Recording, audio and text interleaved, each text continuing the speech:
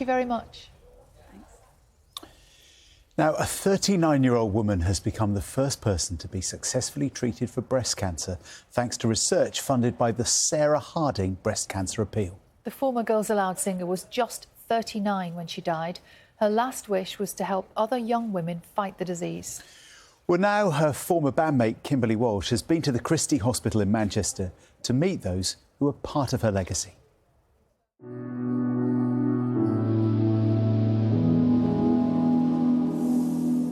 In 2020, our incredible Sarah Harding received the devastating news that she had breast cancer.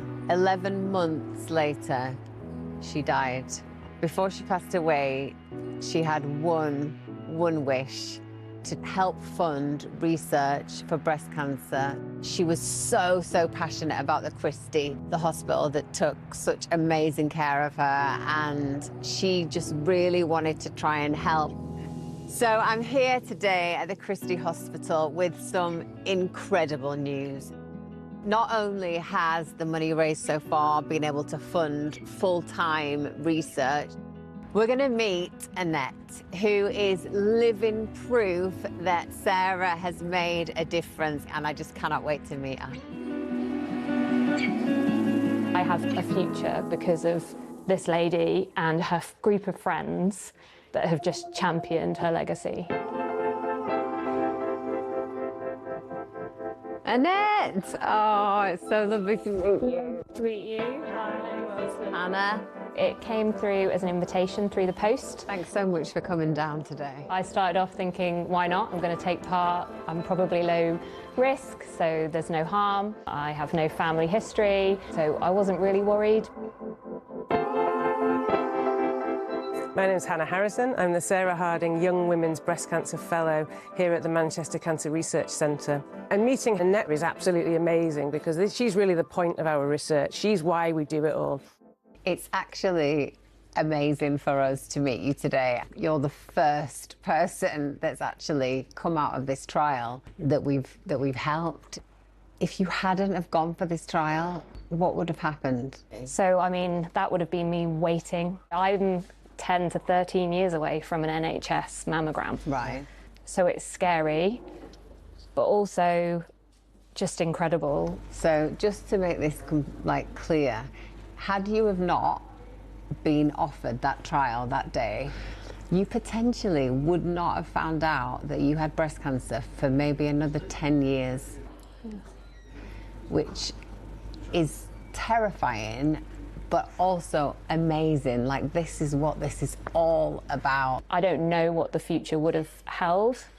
I mean, I try not to think about it too much. I think I take the real positives that it was found, that this was here. I then got my results that I had the all clear, the cancer was completely removed, all my margins were clear, which is the best news that you ever want to hear. You're part of her legacy. You're the start of her legacy, to be honest. In some ways, it's overwhelming. What an incredible woman she was, because in the midst of her journey with cancer, she was so outward looking. She was thinking about other people, thinking about the future generations, just beyond grateful. I am cancer free, and that is an incredible thing and a wonderful thing to be able to say. Thank you for speaking so openly about your experience. Sorry. Yeah, just knowing that she saved you and your family, your girls, means absolutely everything to me, to the rest of the girls in the band. I know it would to Sarah.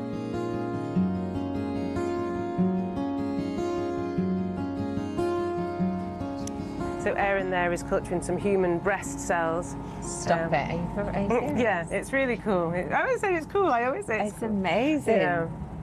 And she here is culturing some normal breast cells that have been taken from women who are at high risk, and we can treat them with different drugs and see how they respond. This is so fascinating.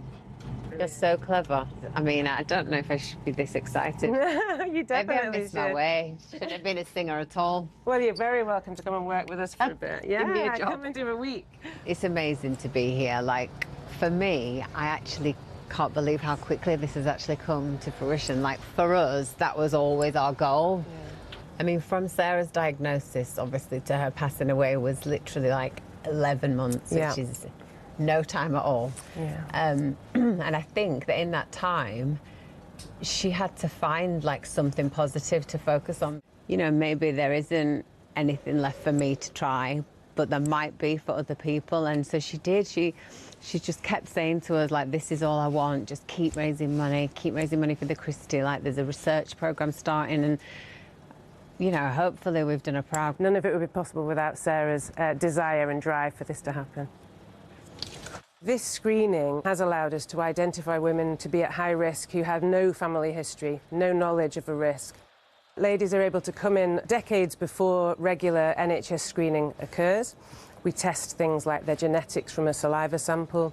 We look at breast density using low-dose mammography, and we ask questions about lifestyle and family history. So the blue dots are cells. If Sarah could see us now and see all of this, I think her mind would be absolutely blown. We're massively appreciative of them. Oh. Sarah Harding's legacy really is to reduce young women dying of breast cancer. It's amazing. It makes all of it worthwhile. You know, the whole team working so hard, and this is what it was for. I'd see her picture as I walked in for my appointments on the way in and the way out, and just beyond grateful that I just want to go take this opportunity that I am here and move forward with that in a really positive way. Yeah, just as she did. I mean, she was a force to be reckoned with at the best of times, and once she had her mindset on this, we were all told what we had to do, and we fell in line. Well, I'm very grateful to her for that. This works. It actually works. It's amazing. And I feel like, you know, Sarah would also be just so happy that, you know, even if it's only you, even if it's literally only you that we save, it's all worth it. Our thanks to Annette for sharing her story with us. And we're joined now by Dr. Sasha Howell, who is a consultant who treated Sarah at the Christie Hospital in Manchester. Morning to you. Thank you so much for coming in. It's a really important study, isn't it? Can you first of all just tell us in simple terms, who are the women that you were looking at? Who are you targeting? So these are women who we wouldn't normally know to be at increased risk. So these women without a family history of breast cancer, and we simply asked 18 GP surgeries around the Greater Manchester area to send them letters to say would they like to be involved in a study. And then what form does the study take? How are they then checked? So they went onto a web-based application we developed. They put in some simple answers to questions about known risk factors, and then they came through to Wythenshawe Hospital for a low-dose mammogram. Probably the most important part is they also had a saliva sample that we did a genetic test on to determine their risk. And so if it hadn't been for this trial, somebody like Annette, who we just saw in the piece there, her susceptibility, her cancer may not have been picked up for years. So Annette would undoubtedly have developed symptoms. You know, she would have developed a lump. She would have then gone to a GP who referred her through to the surgeons. And again, undoubtedly, her cancer would have been much larger. It may have spread to the lymph nodes. She might have required chemotherapy. So by detecting breast cancer early, we save more lives. So what does this tell us about the way women are checked and what women themselves can do? Going for the second first, women can self-check every month after their period, and there's some very, very good advice from charities like Copperfield or Prevent Breast Cancer that will give really detailed advice on how to do that self-examination. In terms of what we need to do next, we need to extend screening to younger age women. And exactly how we do that is going to take some more research and collaboration with the National Screening Committee. But that's really vital. And many other countries in the world start at 40 or 45. In the UK, we start at 50. So how do you decide, I know this is part of the study, how do you decide when you're looking at younger women, which younger women need screening? Or is that too difficult? Can you just reduce by age? So there are studies that have looked at reducing the screening age to 47, and the results of that study should come out probably this year or next. But there are also very important studies that are brewing and ready to be reported, which have looked at this risk-adapted approach to see whether we can actually get better than just doing the same one-size-fits-all approach. It sounds like there's a lot going on in this area of medicine, which, you know, it's scary to hear about breast cancer, but should people be feeling optimistic that you know, research is getting there, diagnosis is getting better, we're getting closer to a cure? So we are curing more and more people from all sorts of cancers, including breast cancer. So the mortality, the death rate from breast cancer has fallen dramatically over the last 10 to 15 years.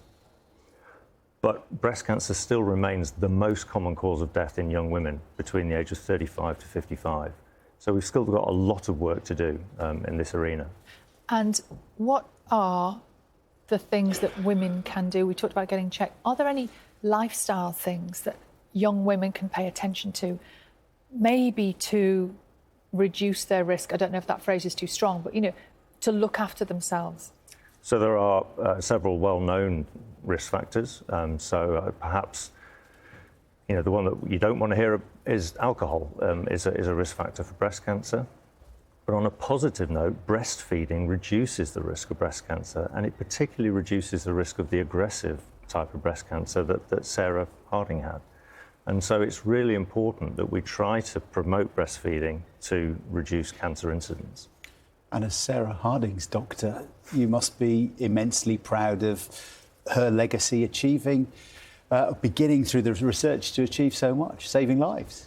So it's been an amazing journey, a very difficult one, obviously, for Sarah and for her family and friends.